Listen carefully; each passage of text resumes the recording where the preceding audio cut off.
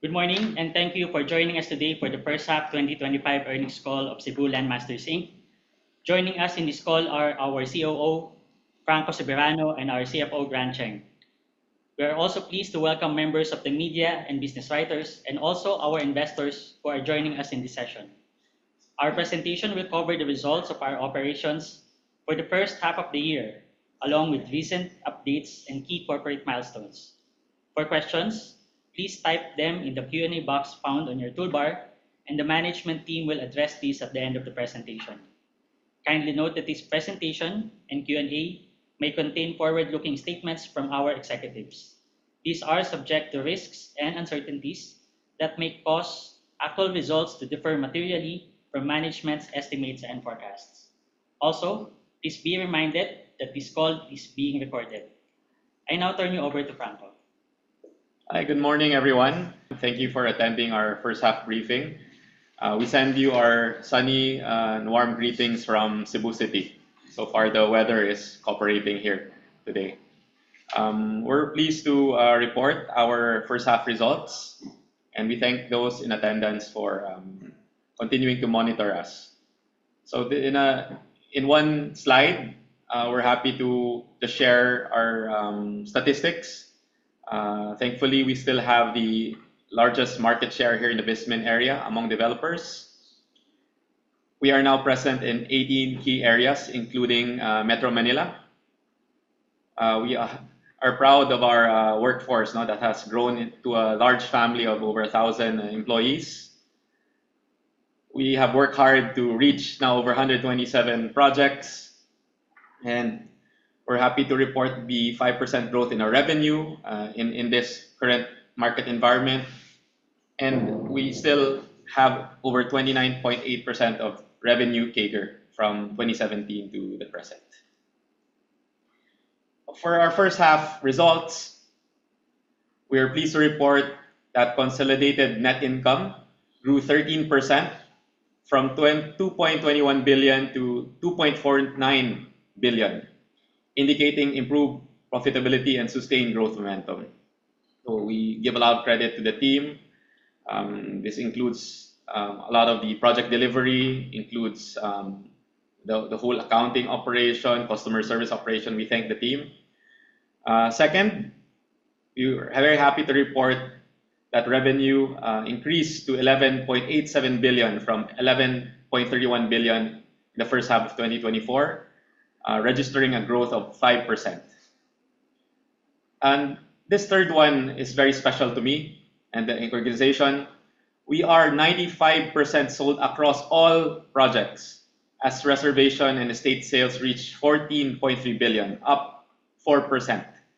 So this 95% sold, I believe, is one of the leading performances in the country, and we're happy to sustain it. Fourth, we're also pleased to report the stable balance sheet and improved cash flow. Disciplined finance strategy, thanks to Grant and his team, resulted in positive cash flow and strong balance sheet, as debt to equity ratio remains steady at 1.68 times for a high growing and strongly expanding real estate company. And lastly, the fruits of our labor in the recurring income business gaining traction. There's a compelling lineup of leasing projects and expanding hotel portfolio to provide another avenue for growth. 86% growth in our leasing recurring income recurring income businesses. So at this point, I'd like to turn it over to Mr. Grant Cheng to talk more about this stable balance sheet, improved cash flow that we're very proud of as well. So Grant. Yeah, thank you, Franco. So, and good morning to my fellow CLI shareholders. What I'd like to do is to talk you through the numbers, and as usual, to tell you the story behind the numbers that resulted in these numbers. So let's start with the top line numbers. So our sales of real estate grew 5% year on year versus the same period, from 10.015 billion to 10.5 billion. And separating the finance income from our real estate sales as required by the new accounting standards results in a steady albeit single-digit growth on our real estate recognized sales. What's probably more remarkable, as you can see here, is the explosion, and this will continue the explosion of the growth of our revenues from both the hotel and rentals. And this is a manifestation of more locations and actually more properties that we have invested a lot of capital in coming online. And in the next 2 to 3 years, you should see these numbers continually to steadily increase as we see more of our investments come to fruition and start generating these recurring incomes. So overall, our total revenues stands at 11.87 billion year to date versus 11.31 billion same period of last year, resulting in a gross profit of 6.37 billion versus 5.46 billion same period last year. On a consolidated net income basis, our net income is up 13% from the same period last year, up from 2.2 billion same period last year to now 2.49 billion for the first half of 2025. Now, I think what's going to be interesting is to show you the key drivers and what's happening in the company that belies these numbers. Next slide, please, Chair. The first, we want to show you our realized revenue. So again, I'll never tire of explaining, especially those who are hearing this for the first time. It's important to note that realized revenues are lagging indicators of our actual performance. In other words, because we need to have percentage of completion, realized revenues is a reflection not only of the presence of buyers, the presence of actual demand for our units. So we actually have contracts that we have sold our houses to our buyers. It also needs percentage of completion. You also need to be showing progress completion on your construction projects. And that's the only time that you can proportionately recognize your revenues. So what you're seeing here, the 11.87 billion in revenues, which is up 5% from last year, represents the continuous delivery of housing units that have already been sold from years ago. And if you look at where those revenues are coming from, you could see that especially in the last 2 years, a significant part of those revenues came from lot sales. And this is reflective of management and the company's very deliberate strategy of working through our pipeline and actually monetizing and being able to get returns on capital from high capital investments, especially townships, where we've already started to collect and reap the dividends from those investments. Next slide. What is probably a very interesting insight for me are reservation sales and estate sales. So it is at 14.29 billion. And so if reservation sales, if recognized revenues are lagging indicators, reservation and estate sales are leading indicators. So what you see here is the actual peso value of contracts we have signed up so far in the first half of 2025 vis-a-vis 2024. And I want you to take note of this trend. It's quite an important trend that I want to point out. In the last 3 years, as we work through the projects in our pipeline, we deliberately, and the company deliberately chose to actually work through our existing land bank, deliver on fully sold projects, and therefore collect on our receivables. So I want to just reiterate that the company has been quite successful. I echo what Franco said in that our pride and joy of CLI is that we continue to provide affordable, accessible housing to thousands of Filipino families. And what we acquire, we are able to launch, and what we launch, we're able to sell out. Again, our sellout rate is over 95%. The question, or at least the key deliverable for CLI, especially in the last 2 to 3 years where we deliberately took this on, is the delivery of those projects and the collections of such receivables. By doing this, it will enhance our internally generated cash, it will boost our operating cash flow, and it will allow us to it will strengthen our position and give us a platform by which to expand and continue on a growth path using more internally generated funds rather than continuously going back to fundraising mode. So it's this dual focus strategy that has resulted in this. In other words, we chose to focus on our current inventory, sell them out, finish the projects, and then collect on our on our incredibly strong pipeline of receivables. You'll see this later in our balance sheet.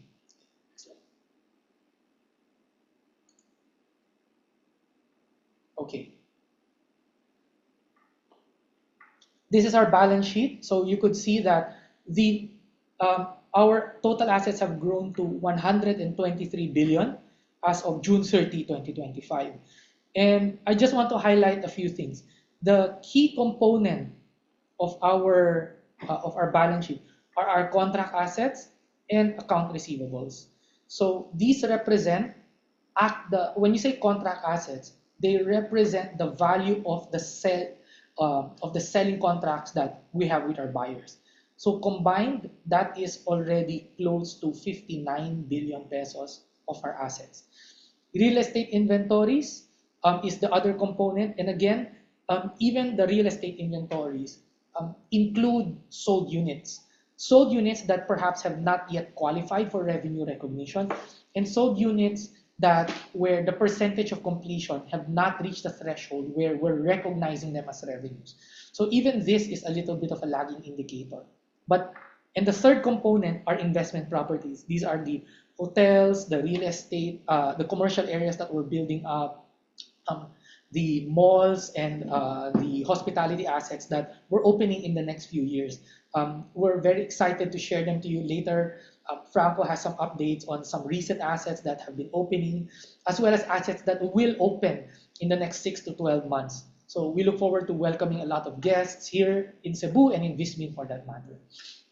So the growth of our balance sheet simply represents the growth in value creation from being able to deliver on already sold projects or into our order book, so to speak.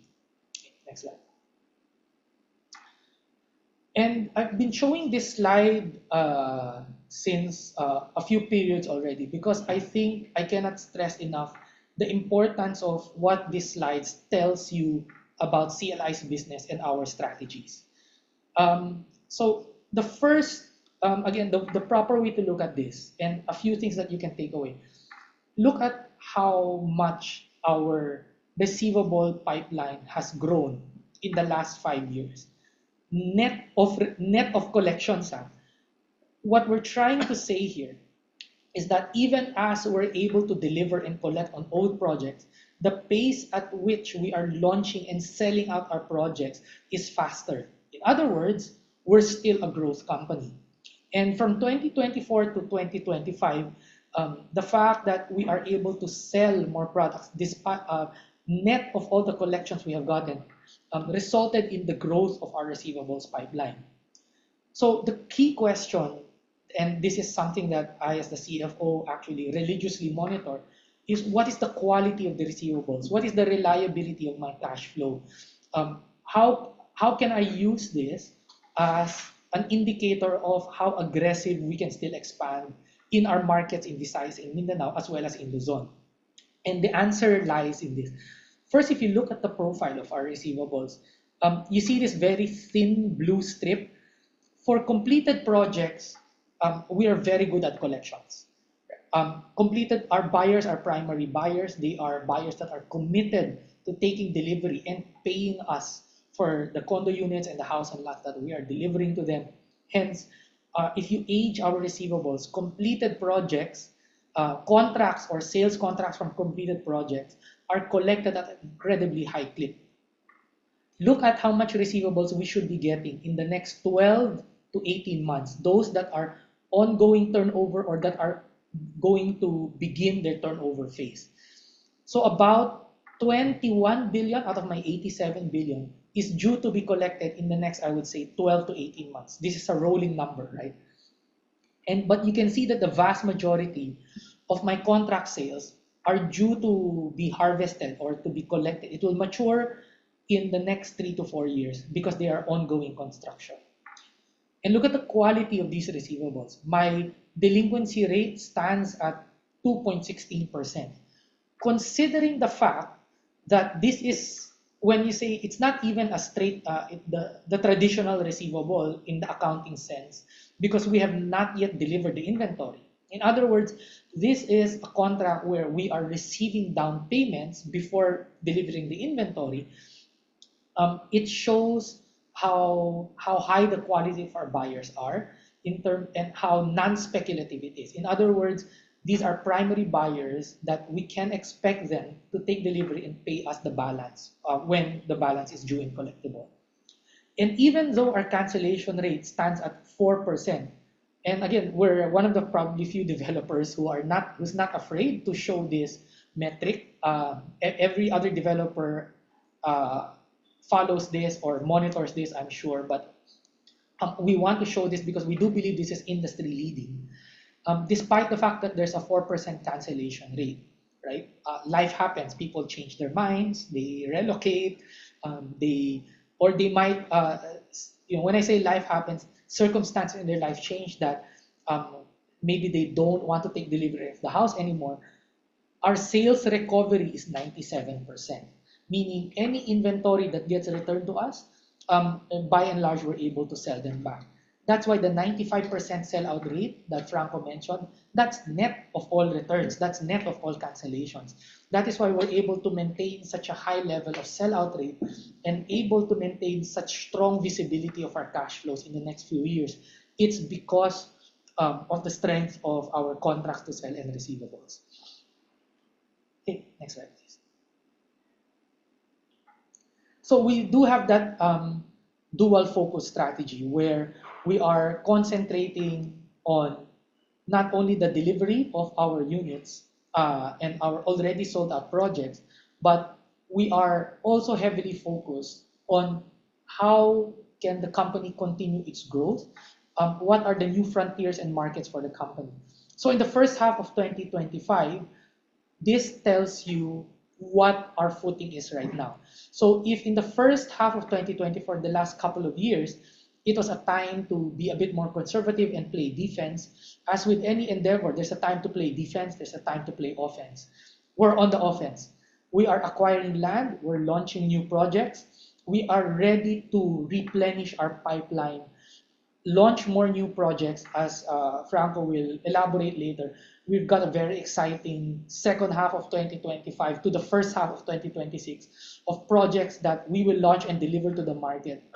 And frankly, these are projects that where our degree of confidence of being able to sell them out is quite high. So we're very confident that we can continue and we can perpetuate this virtuous cycle of success that we're able to do. So you could see that our operating cash flow has gone negative. And again, that simply means that we're starting to go into expansion mode. We're acquiring land. We're about to launch new projects again to replenish our sales pipeline. And given our track record of being able to sell out our projects, our track record of keeping those contracts and delivering on those contracts and collecting on those contracts, CLI will have a very bright future ahead of it. Now, one last view I would like to show you in terms of how we're managing our capital structure and particularly our debt maturity profile as we expand. Next slide, please. Thank you. We wanted to show you how we deliberately stack, how we deliberately plan our receivables versus our debt maturity profile. So when we go out into the market and when we raise the funds, it's always with an eye towards how do we optimize our debt maturity profile and our capital structure so that we can continue on our expansion and growing our business model. So what you can see here is that we have deliberately and conservatively spread out our debt maturity profiles. There is no one significant debt maturity tower on any given year that exposes CLI to an outsized refinancing risk. So what we're trying to say here, as you can see in the slide, is that our receivables in any given year, that is the gray area in the background, is more than enough to pay down the scheduled principal of any given year. That's the dark green in the foreground. This reduces our refinancing risk. This allows us to make sure that whatever happens in the market, we have enough in our own internally generated operating cash flow in order to be able to meet our debt obligations. But the idea of being able to refinance and to be able to manage our debt maturity profile, if I can move some of these principal payments down 5 years, 7 years down the line, it enables us to free up capital to restock and replenish the pipeline of projects that we have and perpetuate again our business cycle, be able to acquire land, launch projects, replenish our receivables, and then you will see more receivables then beyond 2031. So that's the business model, and that's what has worked well for us. Given the housing backlog in the Philippines, this is a business model that we're quite confident that while we deliver more value to all the stakeholders of CLI, we can also play a crucial part in nation building, in building more homes for the Filipino people. Okay, I'll pass it back to Franco to show you some and share some very exciting milestones and updates about our business that behind the numbers. Thank you again, Grant. Thanks to the team for preparing that. So wanted to show you our growing portfolio now with over 98 residential projects, almost at the 100 mark, 6 office buildings, 10 hotel properties, 10 mixed-use developments, and 3 estates. And I think there was an article yesterday that Accor announced that Sofitel will be Sofitel Cebu, owned by CLI, will be the only Sofitel in the Philippines when it opens end of next year. So we're very excited and honored to carry that banner as the only Sofitel in the whole country. Next slide. So this is our real estate sales. We still grew 4% from to 11.5 billion. Once again, we have one of the highest sell-out rates of 95% sold across all our inventory, and we've generated over 143 billion in total sales value. Next, please. So this is that batting average we report to you every briefing. For those of you who really kept close track, this has increased. What's important to note is we've only launched 2 projects so far this year. So we're coming out swinging with 9 more launches in the second half as our permits have been secured, as the necessary licenses to sell are close to being secured as well. But this slide alone shows you the healthy progression from new launches to completions. And this is why CLI is probably bucking a trend. We are in launch mode because of the strong response of the market. So there are 2 really important priorities for us. It's in the delivery, meaning everything we've sold, we need to deliver, to collect, and complete. And the second part is the new launches to continue to feed that growth, to feed that demand in the regions we operate. Next. So these are several of the projects that we've completed already. We've completed over 50 projects, 20,000 units worth 60 billion. So you can see Baseline, Iloilo, but you can see the sell-out rates here. No? So some of these projects still have a little bit of inventory, less than 3% in most cases. The most important thing is these are completed. These are all operated and managed by CLI still across all these completed projects. Next. So these are the projects we are really turning over now. For example, Casimira Homes Dumaguete, that's 100% sold. We are already starting to turn this over.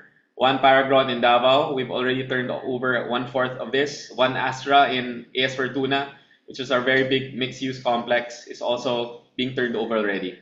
And we're opening the Radisson Red here, the Astra Mall in the last quarter of the year. So we're very, very excited to have another hotel opening.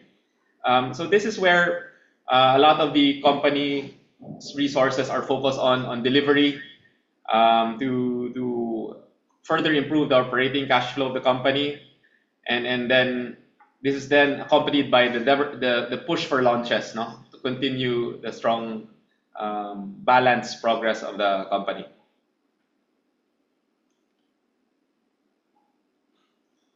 And real estate sales. So as I mentioned, we only launched 2 projects now. As we know, first half was very busy, not just economically but also nationally. No, there were elections in the first half of the year, and but these 2 projects, no, parang achieve records for us. We've sold One Manresa. We sold 4 billion in 2 days. This is our first launch in our very special township in Manresa, beside the new Xavier University Masterson campus, and our first project in Jensan, which have our first solar-powered homes sold out in 3 days. So thanks to the sales team and all our buyers who have invested. So the retail portfolio, we're very happy that it's growing. We now have over 71,000 in gross leasable area, with another 80,000 being developed and being delivered in the next 3 years. Strong growth in leasing, no? 53% growth, and we mentioned 40,000 are still under construction. So this is that leasing expansion we talked about.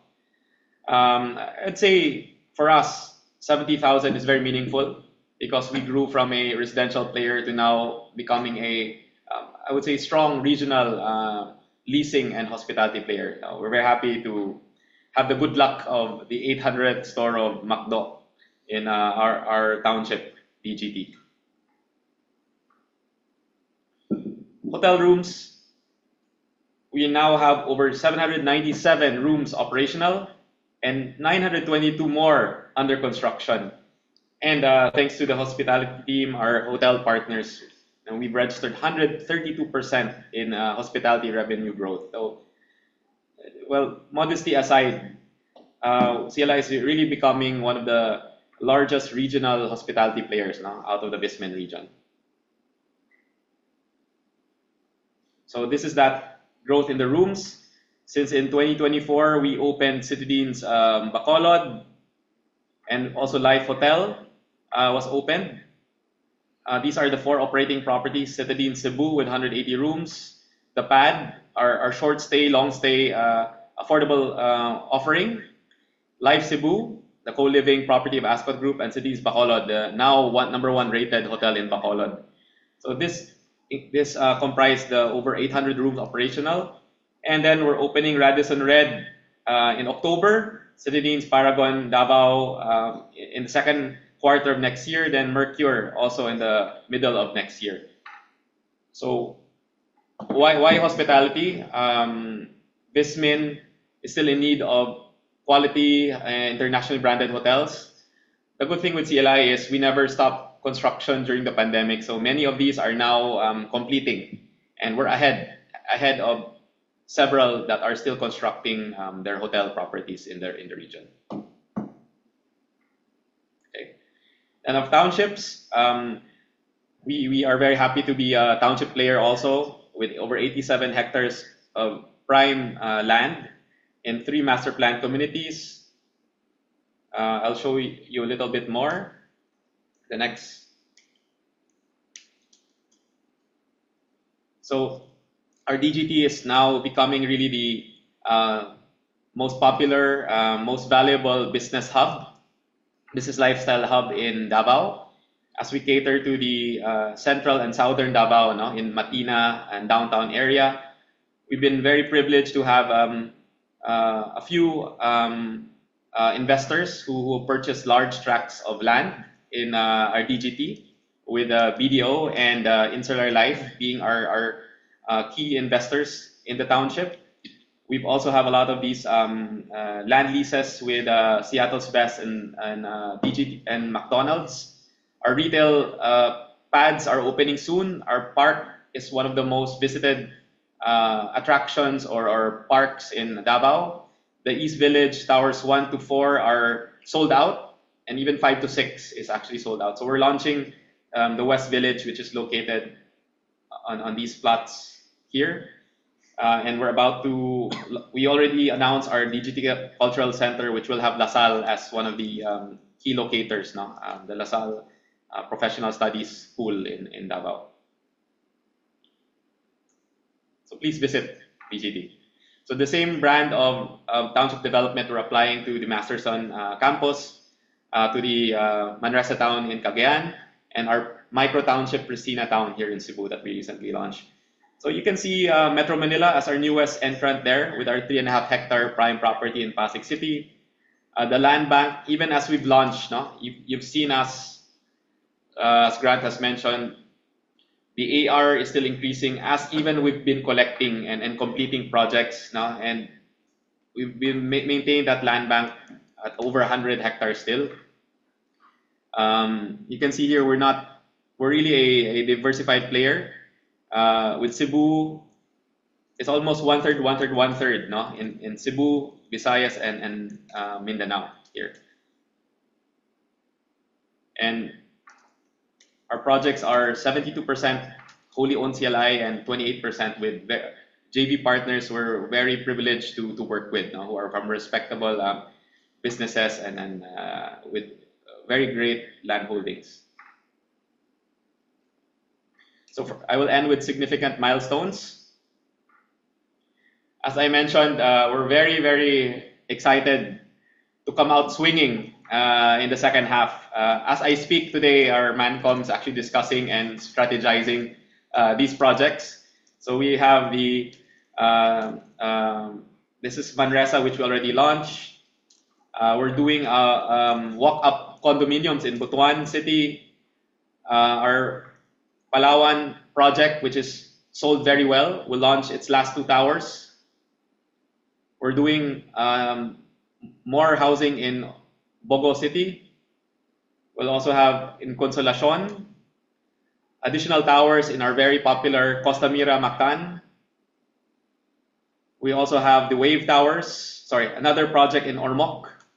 We have expansion in our Casimira South Naga and the West Village in Davao. Yes, it will be very busy, very busy and productive for us for our year-end push. And this is nation building. No? This is contributing to a lot of local economies.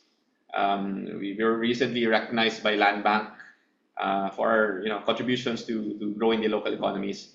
So another milestone we have is it's better late than never. No, CLI with its strong positioning region and our strong grasp of the market, we finally introduced solar-powered homes, and these led to a very strong and warm reception. 85% sold in 3 days. So our push now is to do this in all our upcoming affordable housing launches, no? Where affordable home that spends 3,000 to 5,000 electricity a month may fully cover that cost with the solar that we're installing together with the home. And the Wave Towers had a very nice showroom launch. Once again with the NTT UD Group, subsidiary of the third largest company in Japan, NTT, chose us as their local partner and will officially start receiving reservations for this Friday. And we're really excited that this premium offering will be received strongly by the Cebuano market and even Japanese investors. So yes, it was a busy week last week. Not just for taking pictures now, but for really also introducing the project that from launch immediately to construction. So we had 2 groundbreaking ceremonies last week. The North Group in Pristina, which have over 2 billion of sales already, and our Casimira Towers Palawan Tower 5, which is almost sold out also. And we thank the LGU partners with the Mayor of Cebu and Mayor Puerto Princesa supporting our launches. And it's very heartwarming, no? When the local leaders see the necessity of what we're doing, see the strong impact of what we're doing. And thank you again for these awards are meaningful to us. The Green Initiative Award from ACES, the Bronze TV Awards for CSR and governance, and just last week our one of our heads of finance, LC, received, and our treasury head received the Gawad Tanyag Award from Land Bank for outstanding large corporation. So we thank Land Bank for that recognition. So just a key investment message to end, and we hope to just really interact with you with some questions. The key investment messages, the 2025 outlook is very strong, and because it resulted already in 90% sellout rates of our 2 launch projects, the Vismint market for us continues to be robust. And it's the economic and mid-market driving our growth. Number 2, we are launching 12 projects worth 29 billion in the second half. So it's very busy, but that's why we built the organization to support this kind of productivity. Number 3, there's continued institutional investor confidence, and this enables us to sustain our expansion acquisitions. I believe it was not highlighted, but we thank BPI Asset Management and Sun Life for the recently completed 3 billion sustainability-linked note that will continue to feed the regional expansion of CLI. And that reflects in our governance, the confidence in our results and our capabilities. And lastly, we want to leverage a strong Vismint momentum to enter Luzon. So me and Grant have been going to Luzon very regularly. We are really targeted to launch our first NCR project in the second half of 2026. And we're looking at one more acquisition soon in the Mega Manila area. So these 4 show you our confidence, and we hope this also gives a strong message and positive message to our investors that it's still very busy, and we hope to carry the momentum into 2026 and beyond as well. So thank you again for listening us for the last 40 minutes, and we hope to listen to your questions. Okay, thank you so much, Franco and Grant. We now entertain your questions. Yeah, I think first question is, does CLI plan on doing another stock dividend? Yeah, I'll take that question. So the answer is no, not immediately or not even in the near future. The stock dividend, again, I want to reiterate, was an administrative move that although a stock dividend, it behaved akin to a stock split. So each of our existing shareholders actually got new shares in proportion to their current shareholdings already. So it did not result in any dilution. It did not result in any new created value, because after we gave out those new shares, correspondingly, the price was split by the stock exchange. So therefore, the market value for holdings remained the same. But the key administrative objective that we were able to achieve by doing that, it was, I want to remind, it was in line when we had to comply with the increase in authorized capital. So instead of asking our existing shareholders to subscribe and put in more funds into CLI as is required when you increase authorized capital, and usually this would necessitate either a follow-on offering or a share rights offering, we decided to make it administratively very convenient for all our shareholders and require zero cash out by essentially declaring a stock dividend and subscribing to the required shares that is needed when we increase authorized capital. But on that note, very different though ang answer namin when it comes to cash dividends. So cash dividends will always be a function of our ability to generate cash. So again, when you saw our pipeline of receivables and our pipeline of sales that we are looking forward to generate and collect, that will be the fountainhead that will dictate our ability, our capability to be able to give out dividends. I hope that answers the question. Okay. Thank you so much, Grant. Another question is, what's the update on the project launch in Luzon? So I think it has been answered. Franco might want to add sure. something. So the project launch in Luzon, we are now in the design stage of our Pasig City project. So of course, in the design stage, we are also trying to get a good grasp of the needs of the market. we want to position this very strongly. So we're always looking at how can our product be better, no? In all aspects, from pricing to value to offering. So we're in that process now of putting together the design. Then it is our guided by what competitive advantage do we want to showcase. Especially it's our first in Metro Manila, so we want to come out swinging as well. So this is slated for launch a year from now. So we have a year of preparation for this important project. Thank you so much, Franco. Another question is there also an update on fundraising plans for the rest of the year? Yeah, I'll take this one. So, if you recall, we launched our very first sustainability-linked bonds earlier this year. It was in March, April, earlier this year. No, it was oversubscribed. We only made 5 billion available. Now, I think I mentioned this before, but it bears repeating. That was supposedly a 10 billion peso raise. But strategically, upon huddle and consultation with our underwriters and our bankers, and even our anchor investors, we decided to split that fundraising into two. So we will have the second part then of that fundraising in Q3. We will launch it in Q3 to be made for public offer in Q4. So just to be completely clear about this, we are intending to. We have not yet filed the registration statement. We are preparing the groundwork for that, but those are the company's plans. So, from a public disclosure point of view, we're telling you our intentions and our plans to make that registration and have something for offer by Q4. And the reason for doing this is we anticipated correctly that there will be a couple of rate cuts during this period. So splitting it made the most financial sense for Cebulan Masters, and it also allowed us to optimize the pricing of our bonds and not have so much negative yield on our balance sheet. Thank you so much, Grant. Another question is, could you discuss why parent NIAT is lagging behind the consolidated net income in terms of growth? Timing. Correct. I'll just take it. It's a timing thing as well as efficiency in equity.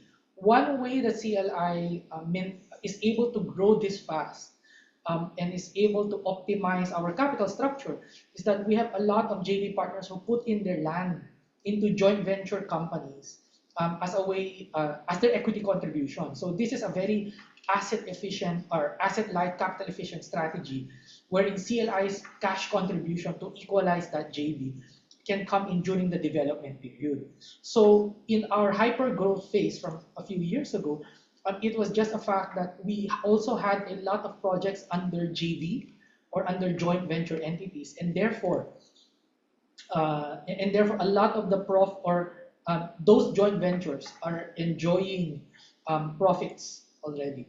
And so if you separate non-controlling interest from consolidated profit. That's why, from a timing point of view, it just so happens that this is a period where more of those projects under the JV umbrellas have more construction progress that we are recognizing. But I will say this very clearly. All of those projects, and even though they have non-controlling interests, are managed, developed by Cebulan Masters. We're the designers, we are the marketers, the salespeople, brokers behind it. We're the engineers and the project managers behind it. We take care of all back office functions, permitting, licensing, collections, titling, you name it. So for all intents and purposes, it is a CLI project. That's why it's more important to really focus on the consolidated number. Thank you so much. Another question is for Ras. One is, did you book any lot sales in the second quarter of 2025? And it's also recognized in the revenues. And another question will be, is the Wave Towers launch, what will be the differentiator of the Wave Tower? I can take the second Yes. question. Yeah, let's do that. First. The first one, I'll take it. I think our lot sale was all in the first quarter, right? Yes. Yeah. So Rustin, if you want to disaggregate it, most of the lot sales came from the first quarter. Yeah. The second question is very important. No? The Wave Towers being our first international joint venture. So NTTUD is really our equal partner, no, in terms of our how we operate it.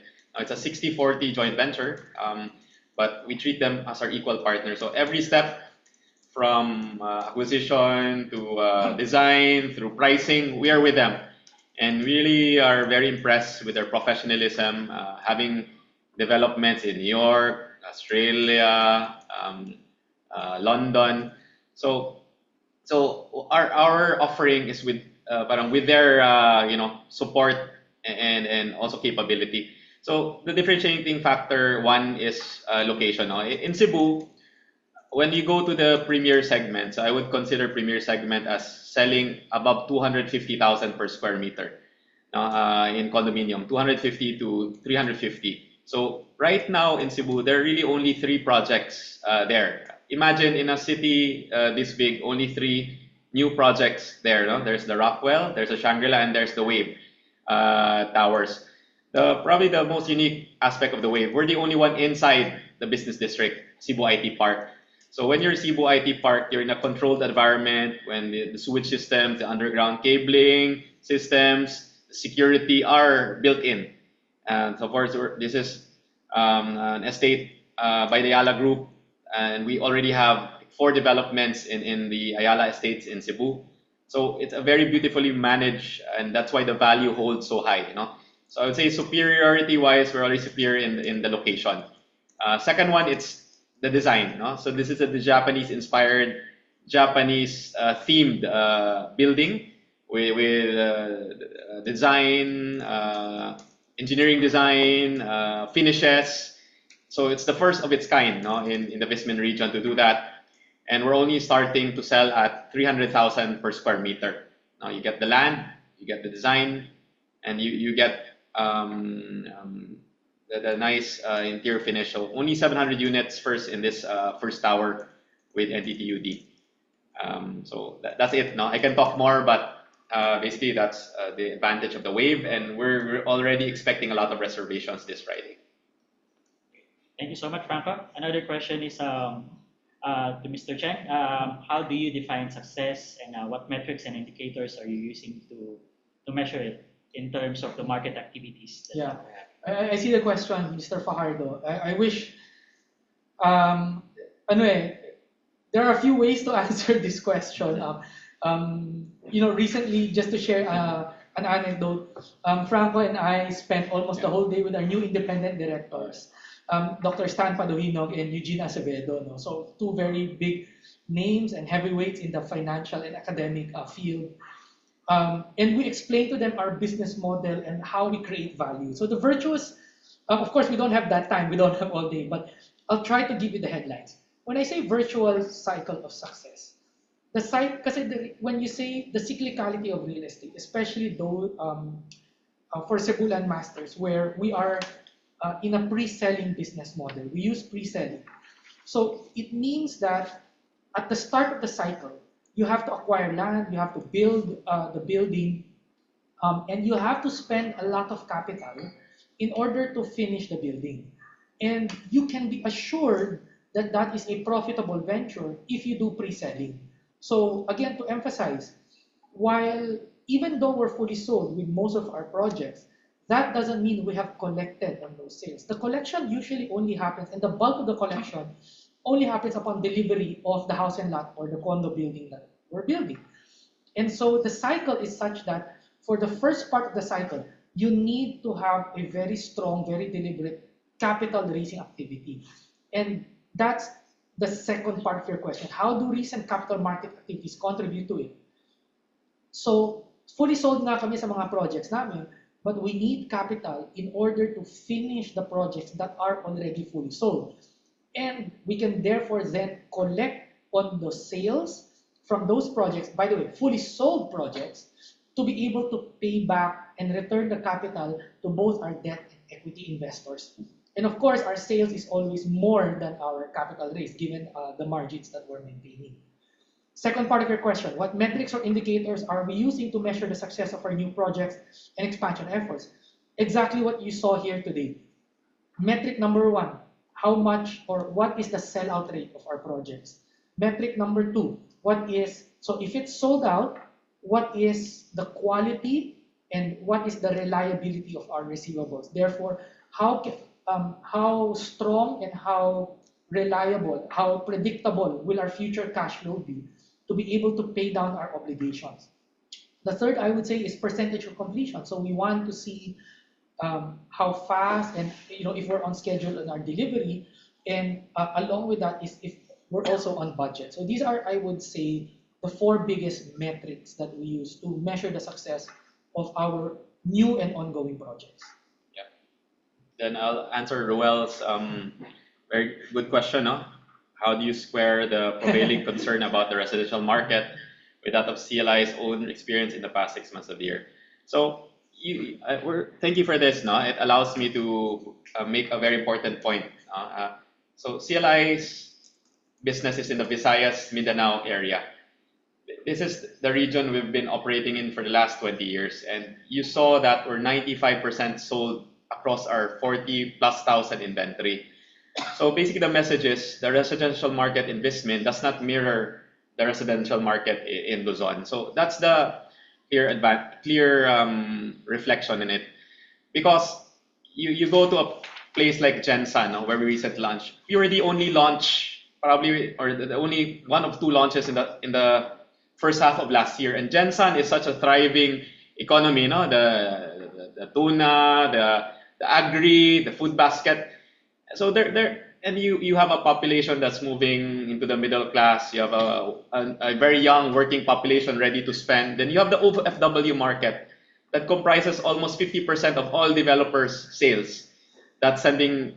So Vismin really has, I think, lacking supply still, and lacking supply still in the middle and affordable segment. So I would even say I'm still very bullish of economic and middle market in Vismin. And the high-end segment is on a selective basis. Now, these have to be the primest properties. No? If Cebu, Banilad, IT Park, Business Park, Mactan, so prime only, because the Vismin market is very discerning. No? They cannot be, they will analyze it, assess it well. So that's it. So you can see naman that some researchers report of backlog in Vismin. No? It's less than 2 years, but in our case, it's much less. No? Then you now see Metro Manila still. Why we invest in Metro Manila? It's still the biggest market out there, and it's going to go through a correction phase in the next 1 year. But we feel that it's going to rebound strongly in Metro Manila, given the growing workforce, the growing opportunities. We're just a bit fortunate on our timing that we're going to Manila with zero inventory. Our first inventory is arriving in the second half of next year. So the Metro Manila will accompany the continued push of Vismin. Imagine 30 billion of new projects that Boss Joe has given marching orders for us, and our board has fully supported us. And this will be well received. So I hope I explained it in my 1 minute, Ruel. And I say this with confidence, no? that Vismin is still strong. A lot of developers from Manila are now positioning, of course, in Vismin with their own launches. Just to add to that, Yeah. Franco, Yeah. you just remember real estate is you have to understand real estate on its own segment and geography. In other words, remember the assets of real estate, they're not fungible, so you cannot exchange one condo to another. They're not divisible, and they're not movable. In other words, the oversupply in one segment, in one location, will not address the backlog in another. So just because there's oversupply in one corner of Metro Manila where all the POGOs left, doesn't change the fact that there's still so many Filipino households, or Filipino families needing properly built, well-developed, affordable housing in Cagayan de Oro, in General Santos, in Palawan. And these are I mentioned these because where we launched our projects in these markets, we got fully sold out. So it's really understanding the nuances of the market that you're in, what segment you want to launch in. And when reading market reports on oversupply or undersupply for that matter, the key to understanding that really is that it is not a blanket statement where you can apply the oversupply of one market segment in one location to another. Even at the city or at the provincial level or NCR level, you really have to focus and you really have to zero in on the location and the market to be able to do well in this business. Okay. Yeah. All right, I think there are no further questions. So we now wrap up this session. You may email us for any further questions at by our email at ir@cebulandmasters.com. Have a great week ahead. Thank you so much. Thank you so everyone. much. Yeah, thanks Thank you. everyone.